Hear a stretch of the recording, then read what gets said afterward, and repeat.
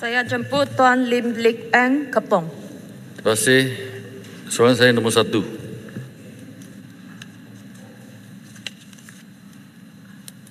Terima kasih Yang Berhormat Kepong dan juga Yang Di-Pertua. Tujuan utama lesen import ataupun approved permit AP dikenakan ke atas kenderaan bermotor yang diimport termasuklah kenderaan elektrik adalah untuk memantau dan menyokong perkembangan industri otomotif tempatan supaya selaras dengan Hala Tuju Dasar Otomotif Nasional ataupun NAP 2020 untuk menjadikan Malaysia sebagai hub otomotif serantau bagi pengeluaran cekap tenaga ataupun Energy Efficient Vehicle EEV. Secara umumnya dasar mengenakan AP ke atas kenderaan CBU import masih relevan dan perlu dikekalkan berdasarkan kepada justifikasi tambahan seperti berikut. AP merupakan satu mekanisme pengumpulan data dan maklumat bagi tujuan pengawal seliaan dan penambahbaikan ke atas dasar dan garis panduan semasa berkaitan pembangunan sektor otomotif di Malaysia.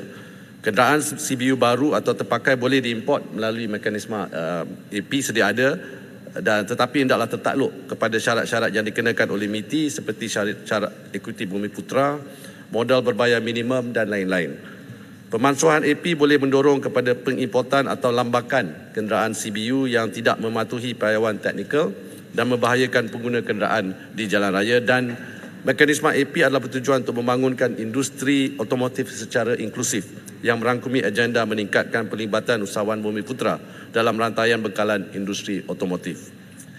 Seperti mana yang telah diumumkan dalam bajet 2023, pengecualian sepenuhnya duty import dan duty excise yang disediakan oleh kerajaan adalah terpakai untuk semua jenis EV, termasuk kenderaan komersial elektrik dan juga motosikal elektrik.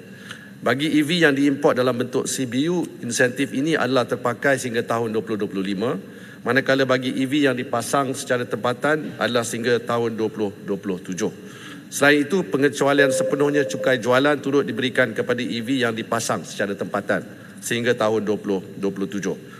Selaras dengan hasrat untuk mencapai pelepasan karbon sifar bersih ataupun net zero seawal tahun 2050, salah satu misi di bawah New Industrial Master Plan 2030 iaitu Push for Net Zero telah menggariskan EV sebagai pemacu pertumbuhan utama ekonomi hijau. Bilangan EV yang telah berdaftar di Malaysia sejak tahun 2011 hingga September 2023, secara khususnya jenis battery electric vehicle untuk kesemua jenis kenderaan termasuk komersial dan motosikal telah mencecah 12,000 unit. Bilangan EV berdaftar telah mencecah 3,400 unit pada tahun 2022 dan 7,500 unit pada 2023 ini sehingga September, berbanding purata 300 unit pada tahun-tahun sebelumnya. Terima kasih. Yang Berhormat. Kepong. Ya, terima kasih Menteri dan Timbalan Speaker. Industri EV ini penuh dengan birokrasi dan red tape. Untuk membawa kenderaan EV kena approval MITI. Untuk berjalan di jalan raya, approval daripada MOT. Charging station melibatkan approval daripada Kementerian Kerajaan Tempatan dan Kerajaan Negeri-Negeri masing-masing. Kemungkinan juga bateri EV melibatkan Kementerian Alam Sekitar. Jadi saya minta Menteri mencadangkan di Kabinet untuk mewujudkan satu agensi tunggak di bawah Jabatan Perdana Menteri. Segala polisi peraturan diluruskan oleh Yang Amat Berhormat Perdana Menteri. Semua kementerian wajib mematuhi. No question asked. Saya minta pandangan Menteri. Terima kasih. Terima kasih Yang Berhormat Kepong. Memang isu ini pernah dibangkitkan sebelum ini.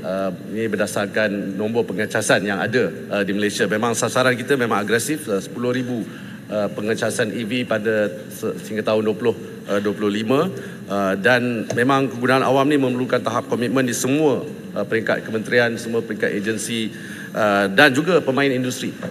Dan semua pemegang taruh memang terlibat di dalam proses ekosistem EV ini. Kita di MITI ada memainkan peranan sebagai peneraju dan juga penyelaras. Ada dua peringkat, satu ialah di pasukan petugas EV kebangsaan ataupun National EV Task Force.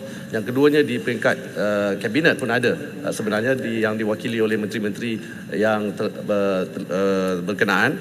Satunya jawatan kuasa pemandu yang dipanggil jawatan kuasa pemandu EV kebangsaan. Dan baru-baru ini contohnya kita telah melihat bagaimana proses ini telah ditambah baik melalui Kementerian Pembangunan Kerajaan Tempatan atau KPKT KPKT atas usahanya seperti diumumkan oleh Menteri KPKT pada 12 Oktober lepas. Isu-isu tempoh pemprosesan dan keselamatan telah diselesaikan dan EV di peringkat PPT yang dulunya 33 hari sekarang dah jadi 7 hingga 14 hari untuk membantu pengecasan EV. Tapi Yang Berhormat Kepong, kita perlu menyelaraskan dengan kementerian-kementerian agensi yang berkaitan kerana dari segi undang-undang dan garis panduan masih lagi terletak di sana. Tapi alhamdulillah dengan kabinet ataupun Jabatan Menteri telah memastikan memantau dengan pelibatan menteri-menteri yang berkenaan dalam mesyuarat National EV Steering Committee. Terima kasih. Terima kasih.